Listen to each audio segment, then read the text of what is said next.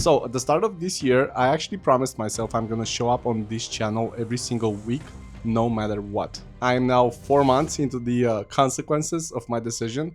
I just came home from the gym and I'm tired as But really, that wasn't the only promise that I made to myself, because there's another one, and that was to actually transform my body by the end of this year. And yes, I'm broadcasting all this stuff on YouTube, and yes, also people around me know about this and they're really, really supportive. But ultimately, there's only one person that can actually keep these promises, and that's me.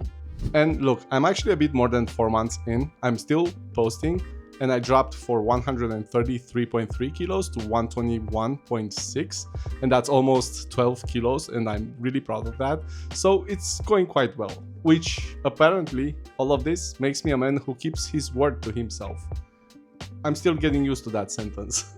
But the more interesting thing, it's what's been happening underneath those two promises. And it has almost nothing to do with either this channel or the scale. So you and we're gonna talk about it. Yo, what's up? If you're new here, I'm Alex, and I'm in the middle of a year-long attempt to become the person I keep telling myself I'll be. All of this happens in real time, with updates every single Monday. Welcome to the mess. So here's the truth, because when I made those two promises back in January, I thought that the goal was the results. Post the videos, lose the weight, and just put in the work. Make this whole thing work. But what I noticed a few weeks ago is that something completely different was happening underneath. Because the results are real. The videos are getting made, the scale has dropped 12 kilos, but none of that was the actual point. The actual point is quieter and much more powerful. And once I saw it, I couldn't unsee it.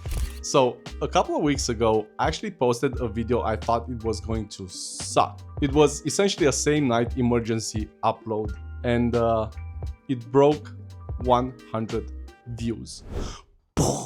And I felt really happy, you know, I felt joy. Joy that I wasn't maybe supposed to feel for that number. And the actual part that kind of stuck with me wasn't the actual views.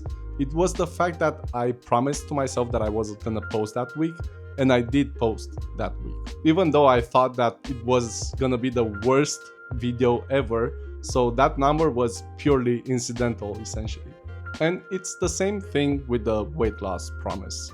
12 kilos down in 4 months. But the scale has been stuck for the past 3 weeks though.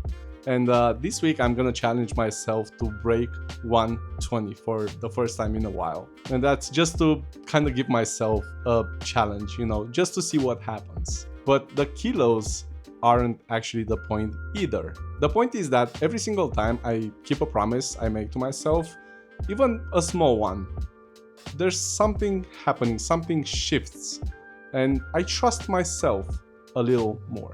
And I think that to some degree, you already kind of know this, right? The reason you don't trust yourself isn't because you haven't won enough. It's because you keep telling yourself you're gonna do something and then end up not doing it. You know, like get up at 7 or skip the sweets or start a new project or whatever. Every broken promise quietly trains your brain to not trust you, to not bet on you. Good news is that if you take the same mechanism but put it in reverse, then every single promise you do keep to yourself trains your brain to bet on you, you know, to trust you more. And I think that that's where confidence really lives. It's that self-trust.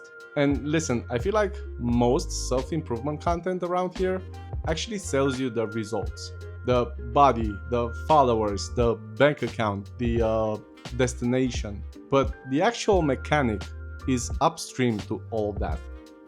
Reliability. Doing what you said you would do. And that's what produces self-trust. And then self-trust is what produces real confidence. And real confidence makes the results possible. Reliability is the source.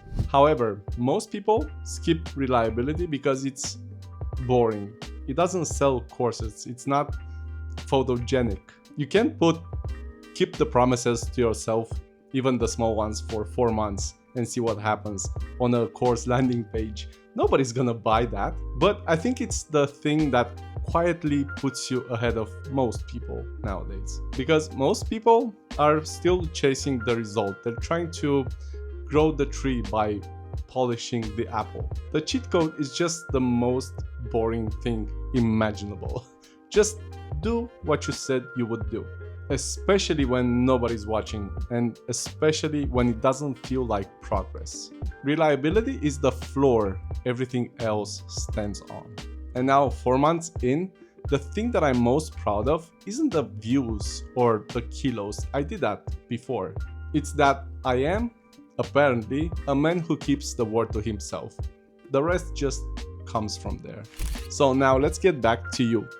Drop in the comments one small promise that you're gonna keep to yourself this week.